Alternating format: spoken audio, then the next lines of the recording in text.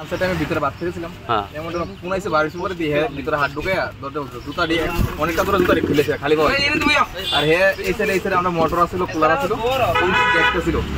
দেখেছিলা হ্যাঁ উপর যাইছে পরে দেখা আমারে এবারে হ্যাঁ হাত সরলেছে যাইতে গেছিল এবারে আমি যাই দাঁড়াও ঢুকছি আরে